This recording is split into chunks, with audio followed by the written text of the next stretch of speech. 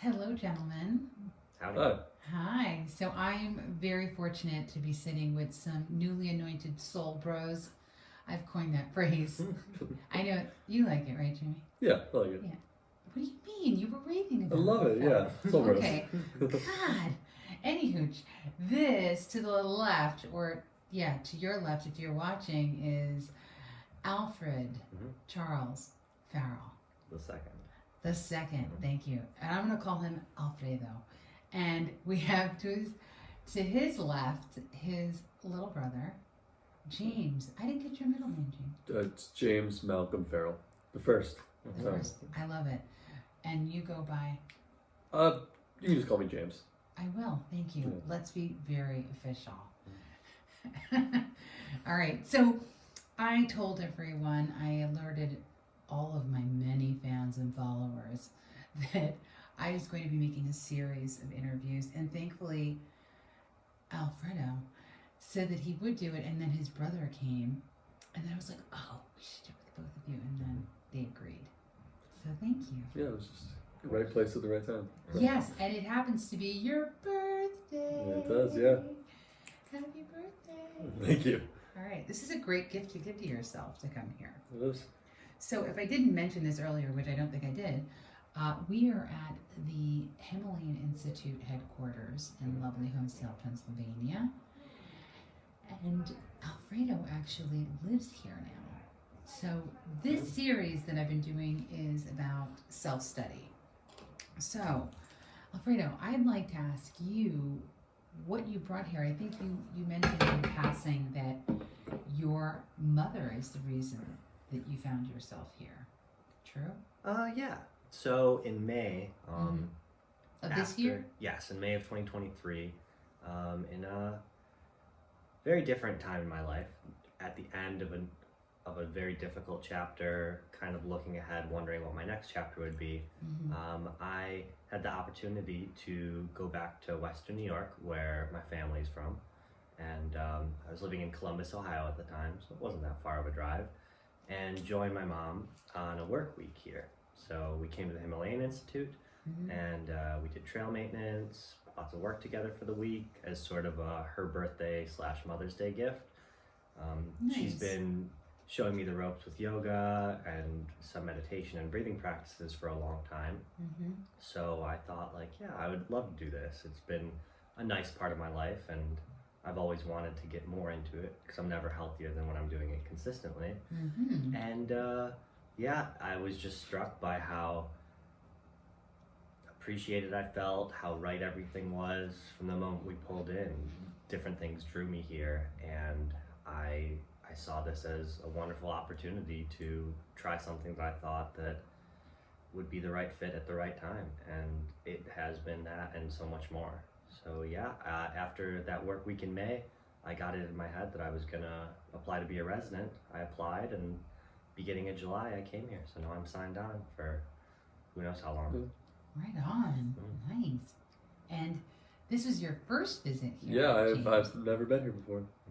And what do you think so far? I really like it here so far. You know, ever since Alfredo here came here to be a resident. Call me Al or Alfred. Sorry. Thank you. He's like, only a sheep I can thought call me that's what we Alfredo. were. Yeah. Personal. No, you know, ever since he started being a resident here, I wanted to come visit him and see what it was all about. And you know, I really like it here so far. I think the grounds are beautiful, and I think the mission is something that probably speaks to a lot of people.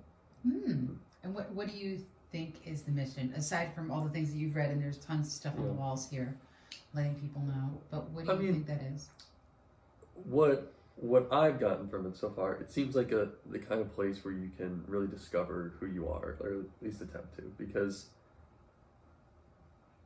I know, at least I feel that you could probably come here and be in a very difficult part of your life, and this could like give you something to work towards. It could help you figure out who you are and be what you want to be, because I'm not sure this is a place that you could like live forever. I know some people do, but Right. Yeah, you never know. Yeah. Yeah. And this place, the Himalayan Institute, was designed to be, I like to think of it as like finishing school. Like, You're coming here to do the deeper work, which leads me to, and I'm glad that you touched on that. It's like this, seems like a place that you can come and discover yourself, right? Mm. So one of the tenets of yoga is self-study.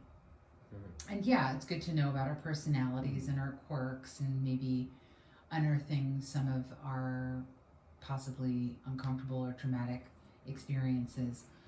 But self-study is something in the context of yoga means to go a little bit further than that, which is why a place like this is a great environment, because it's conducive to that kind of work.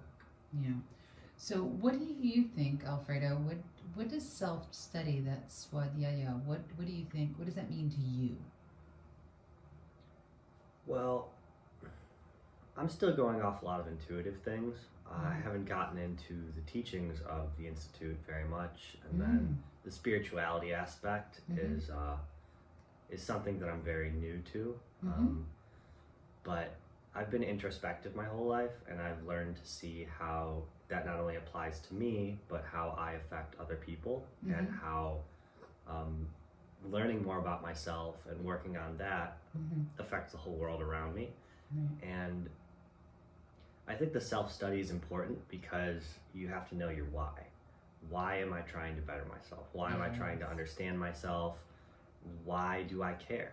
And I've always had that, but then it was kind of, okay, I know myself really well. A lot of good that does if you're not able to put those things in practice, or you're not able to apply them to the things that you've honestly told yourself that I want to go for. So next for me came, what do I want to do? And I've pursued and achieved so many of the things in my life that I wanted to, basically everything. And that means you have a lot more to do because you're not that old. Yeah, but and it came back to, at the end of it, well, why am I not happy? Why am I not satisfied? Why is this not a sustainable life? So I think the self-study for me is figuring out, how do I, I'm in this vessel, I'm in this world for a lot longer. How do I make that sustainable? How do I keep going, keep building, and do something that I want to do forever? Right, exactly. Yeah. Well, that's really good. That's nice that you're thinking. It's great that you're thinking in terms of that. And I know that you're completely new to this. Of course. So do you feel that you have an inclination towards being introspective as to, what am I doing here? What's my purpose? What is the meaning of life? Do you find yourself going down that road, or is that something you haven't delved into yet? I think, the point of my life that I'm at right now, obviously I just turned 19 today. It's I'm definitely in that stage where I'm thinking a lot about like who I am and what it means to be me. So I think coming here, it is nice because I get to like see a lot of other people who seem to be going through a similar thing. But I actually think it's nice to like see my older brother here doing his thing, and because I never got a good sense, like when we would talk over the phone, of exactly what he was doing here, exactly what he was getting out of it. But and you're getting more of an idea. Yeah, I have a better idea now. Yeah. So, I think that's wonderful and that's beautiful that you care, and that you want to engage, and that you're open to knowing it. It's, a lot of folks at your age are maybe not necessarily keen on going there. Well, or I don't know. What do you? I don't know a lot of 19-year-olds. Tell me. I would actually disagree. I think. Good, educate me. I think my generation can get a bad rap sometimes. I have met. I don't mean your generation. I just mean at this time of life. Of course, but I've obviously, I go to a college, I dorm there. I've met a lot of people who, all they focus on is like partying and stuff like that. But I've also met a lot of people who are very committed to bettering themselves and bettering their life. I've met, I think, a lot of people around my age who I think are very smart, are very personally intelligent about like who they are and what their life is. And I honestly, I feel like it might be more than like how people my age were in the past. That's just the feeling I get. But The whole Well, you're driven to something by the world around you, and now we see that the same deal and the same promises previous generations got, we're not getting that. So we have to really say, okay, what do I want to do? What do I believe in? It's not just what your parents believed and what your crew does. It's you know, who am I? I also think it might be, you know, the internet. Like, you can go on the internet and, let's use the Himalayan Institute, for example. You can find all of their teachings online. So if you want to, if you're a driven person, you can do basically whatever you want. And I think people my age are realizing that. yeah, I see it all the time. I'm like, when people ask me a question, I'm like, you got your phone? Yeah. You can find out anything. Now, you do have to vet things because there's plenty of garbage online. And then that means that you have to have a certain level of discernment to be able to wade through that. But it's nice to hear from someone your age now to say, yeah, there are people partying, but you also have peers that you're meeting that are saying, no, I want to go a little bit deeper. I want to go beyond the surface of whatever's happening. And I think that that's important.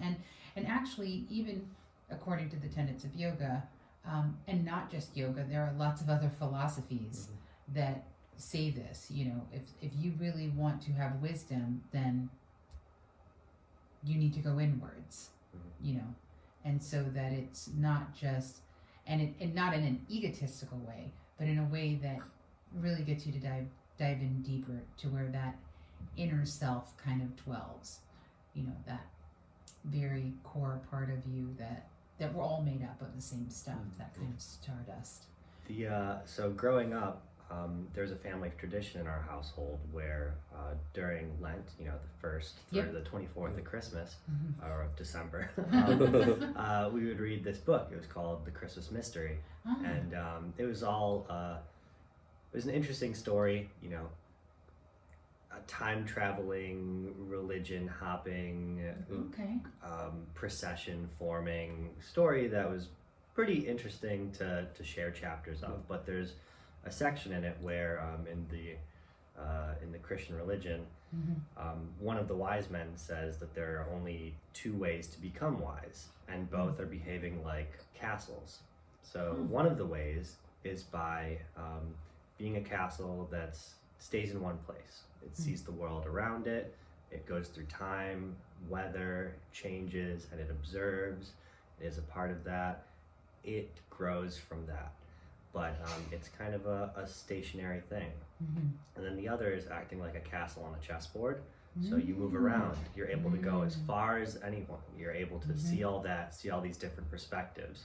And I think us coming from a small town and having spent different amounts of time in different places, we've learned to hop around that dichotomy a little bit. So it's like you spend enough time somewhere, you learn it, you learn yourself, you can become a staple and a fixture, and then you need to go get your perspective broadened, and you need to go challenge what you think you know, and then you grow from that. Whereas our whole lives we've seen people that never do that, or only do one of those things, and it's an interesting thing that they just, I feel like people need both. Yeah, I think it's important to be able to adapt to different environments. Yeah, to get to know yourself better, and to also, I don't know about you, but I've lived in a lot of different places. So what I have found is, where do we meet? Where is our common ground? So that I can relate to you and you can relate to me, and that even though we come from very different places, that at the core there is this thing that we share, you know, here having this human experience, so to speak, even though we may be from different places. But I think that that's a beautiful story that you just told us all right now. It's a good one. It's a good perspective. It is a good perspective, and it's nice that your parents shared it with their children. Yeah, they, you know, It sounds like your parents are very cool people. I'm not exactly sure how that tradition got started. I know, like, our aunt Beth maybe gave them the book, but it's one of those things where I thought it was normal when I was a kid. But it's like very slowly realized. Yeah.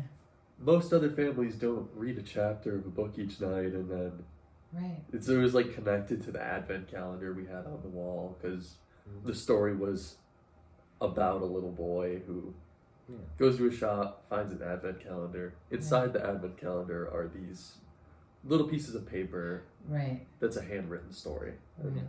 That's very cool. And you mentioned our parents being cool. Sure.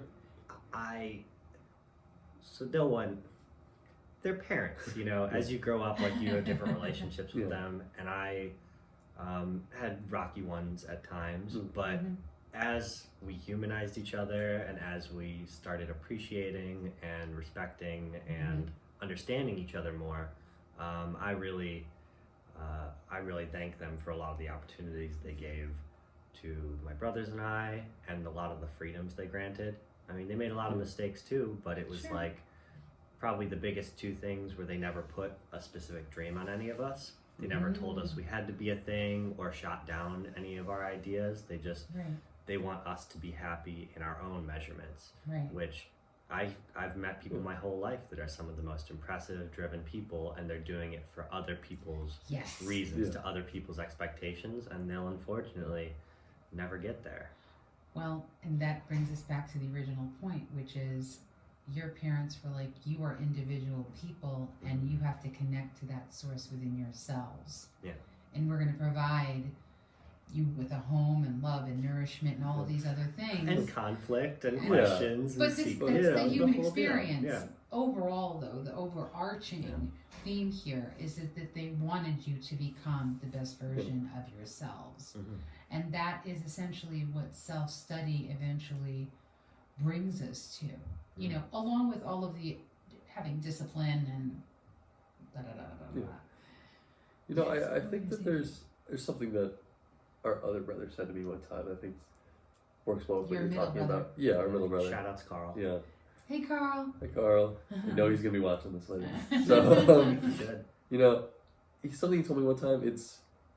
It's important to remember that your parents are their own people. Like, at a certain point in our mom and dad's life, they were the same age that we were. That's right. They weren't our parents yet. You know, I feel like a lot of kids sometimes can forget that. Yeah, and that you have no idea what they experience, which then you know, fed into their parenting or whatever it and came out. It can be easy too, because sometimes, you know, parents don't really tell you much about their past at all. But well, and that's maybe not appropriate, but you may find as you get older, they will start to share other aspects of them. I know that happened to me when it was like after I was 23. My mother she didn't talk a lot about her childhood, but then when I became an adult, or you know, at the gateway of adulthood, she would start to tell me more things, which was appropriate because her telling me those things when I was much younger would not have been appropriate. But so you never know, you might start hearing different stories, James, and you can start asking different questions. And coupled with self-study, I think, is that understanding that these other people, they do have their own rich internal reasons and background and things that I can't understand and things they're trying to figure out and things that they are firm on and soft on, and it's I think it's important to do a lot of self-study because then you give other people more grace in you have more compassion, allowing them to be people. And you know, I still got my hard edges where it's like I don't have to accept everything, but at least it's like at least I could say, well, you know, it doesn't make it wrong. I get to choose what I do and do not let into my life, and I get to choose my perspective on things. Right, exactly. Do you have any finishing notes? Oh, I got it off. Well, I also know that you have a hard stop too. Oh. Yeah, you're getting. We're not talking about that. Okay, all right. So today's your 19th birthday, right? Yeah. Looking ahead in the next 1 year, let's go. I kind of want to say rosebud thorn, but what's one thing you want to do and one thing you don't want to do in this year, and then one thing you're looking forward to? That was a good question. Yeah. So, Very good. yeah. Are you the interviewer? We should switch roles. Yeah. No, I'm just Interviewer, hardly know her. Yeah. Look out for this guy's podcast coming soon. But, so, yeah, Yeah. let's say for my 20th birthday. So you want to do, don't want to do, and what you look forward to. What And I I'm want going to to do. steal that for future interviews. Well, I'm gonna try not to, stick to material things like get a better car or whatever like that. But I think like spiritually, I definitely want to keep staying on the journey that I'm on. That's how I feel. Because this summer was a pretty important time in my life. I was kind of in a place similar to this. I was working at a summer camp all summer. It was pretty Yeah. closed off, yeah. and it definitely helped me figure out who I am a little bit better. Mhm. And so that ties into like what I don't want to do. I don't want to stay stagnant. Like I don't want to just like stay as the same person because I feel like it's important to go Yeah. from 19 to 20 becoming a different person Just because I feel grow. like going from 18 to 19 Mhm. I changed a lot, and I think it's important to keep doing that because Good. I'm still young. Yeah. It's not near the end of my life. Like I still have time to change and Yeah. go down many different paths. So Sure. But you think that it's important that whatever it is that you're growing. I think it's very important for everybody to keep growing. I agree. Yeah. I think that's what this place is all So about. you want to grow and you don't want to stagnate. Yeah. So what do you look forward to? What I'm looking forward to. I'm always just looking forward to see what happens basically because a lot of stuff happens that you never expect. Like Right. was I expecting yesterday morning to be interviewed on this podcast? No, I wasn't. But You see? see how fun this is? Like Yeah. And I appreciate Yeah. it. I Yeah. I value the unexpected. I value just cool experiences. So Very good. that's what I'm looking forward Being to. in the present moment. Yeah. Excellent. Yeah, because if you weren't, you would have missed on a bunch of stuff. Yeah. And me too. Yeah. Because I had no idea this was going to happen until I got here. And it's all things looping back around, coming together, being present enough to recognize when things come full circle. Have to. And being open enough in your own thing to say, I will allow myself another crack at it, or a new opportunity, or a new connection, deeper experiences. Exactly. And I think even if you self-study and you do things again and again and again, you are able to be different because that changes your life. It changes your perspective. So Yes. And I got some new soul bros. You got a soul sister here. Well, thank you for joining me, especially because I know you've got a long drive ahead of you, James. But I'm so Thank glad that I got to meet you and spend time with the both of you. And I appreciate Me you too. being on VL Speaks and sharing your experience and your thoughts with, which I hope that a lot of people enjoy this and can connect and Yeah, relate. just thank you for inviting both of us. yeah, Of course, for sure. my Yeah. pleasure. It's great. Shout outs to VL Speak. Yeah. Thank you. And to Carl. And Carl. And of your course. mom and Hi, dad. Carl. Yeah. Come up there. All right. Have a wonderful day. You too. You too. Ciao. Bye. Bye.